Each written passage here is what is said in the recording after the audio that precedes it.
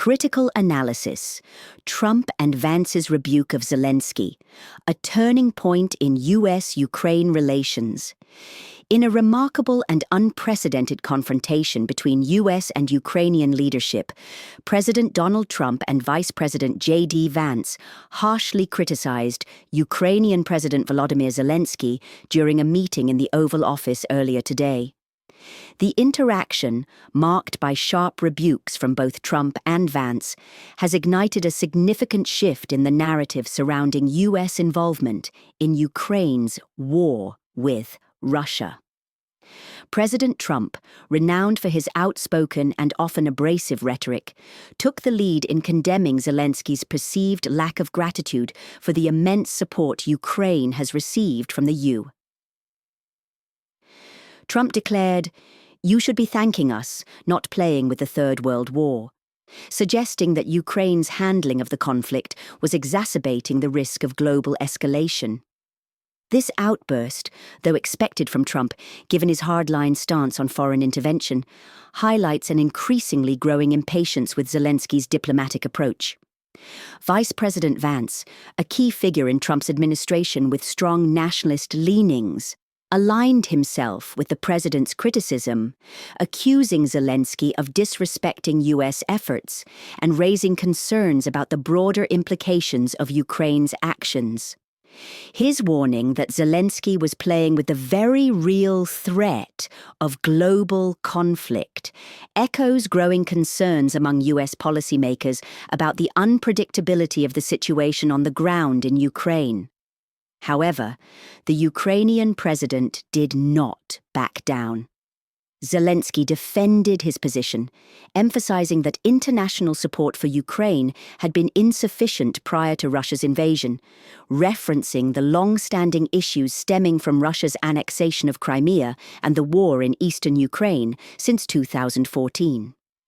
Zelensky pointed out that the U.S. has been instrumental in providing both military and financial aid, but he argued that deeper economic terms were at stake, particularly with regard to Ukraine's mineral wealth, which some U.S. entities have shown interest in exploiting.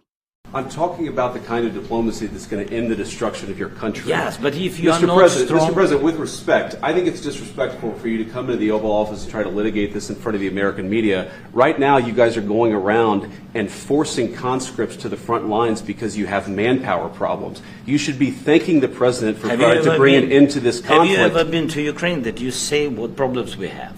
I have been to... Come once. I've actually watched and seen the stories, and I know what happens is you bring them on a propaganda tour, Mr. President.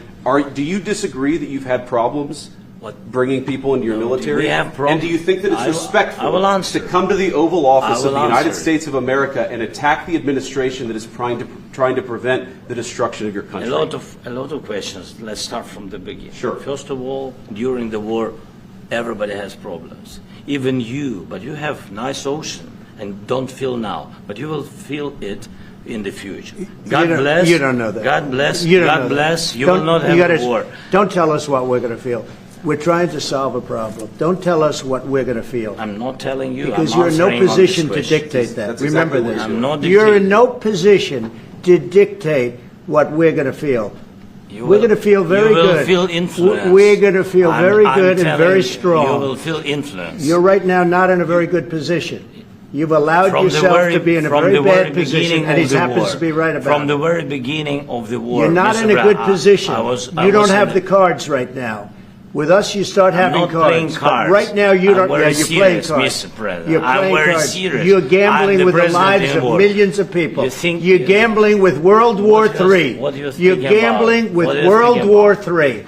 And what you're doing is very disrespectful to the country, this country. That's back to you. Far more than a lot of people said they should have. Have you said thank you once? A lot of times. No, in this even entire today, meeting, you said thank even you. Today. You went to Pennsylvania and campaigned for the opposition in October. Offer some words of appreciation for the United States of America and the President who's trying to save your country. This disagreement underscores a tension between the two nations. Zelensky's desire for Ukraine to retain more control over its resources, and the US's insistence on strategic investments tied to global power dynamics. What makes this meeting even more significant is the timing. The war in Ukraine is at a critical juncture, with the West debating the extent of its involvement and the possibility of moving beyond simply providing military aid to a more comprehensive, long-term support package. Ukraine has relied heavily on Western support to counter Russian aggression, but Zelensky's recent statements suggest a shift towards prioritizing his country's independence, not only in military strategy, but also in economic dealings. The discord between the two sides, which boiled over in the Oval Office today, points to a deeper rift that could reshape U.S. Ukraine relations. For Zelensky, the stakes are high as he faces mounting pressure at home and abroad to secure a resolution to the war that safeguards Ukraine's sovereignty without triggering further geopolitical destabilization. For Trump and Vance, the notion of unquestioning gratitude from Ukraine seems to be a critical component of their foreign policy approach, a belief that U.S. contributions should be reciprocated with clear and unwavering support for American interests, particularly in terms of military strategy and resource management. While Zelensky's defiance in the face of such criticism may come off as a sign of leadership and independence, it also underscores the complexities of Ukraine's position in this global conflict. Is it possible for the U.S. to maintain its support of Ukraine while navigating the minefield of conflicting interests?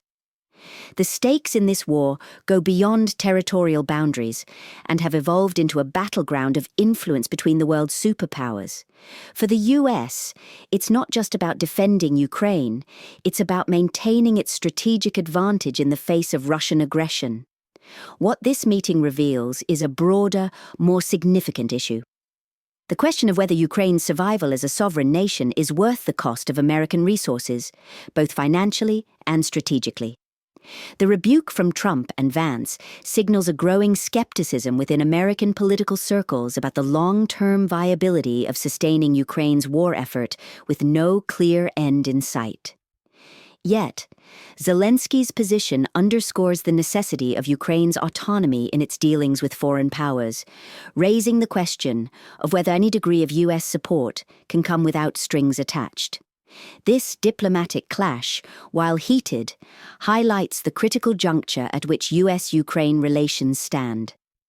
As both nations continue to navigate the complexities of a war that could reshape the global order, the answer to these questions remains uncertain. What is clear, however, is that this exchange between President Trump, Vice President Vance, and President Zelensky marks a new chapter in the ongoing geopolitical struggle, one that will continue to evolve as the war in Ukraine progresses. As the global community watches closely, the outcome of this meeting may have lasting repercussions not only for Ukraine's future, but for U.S. foreign policy and international relations moving forward. This is Freedom Square News, bringing you the latest updates on global affairs. Thank you for watching, and stay tuned for more in-depth analysis and breaking news. Freedom Square.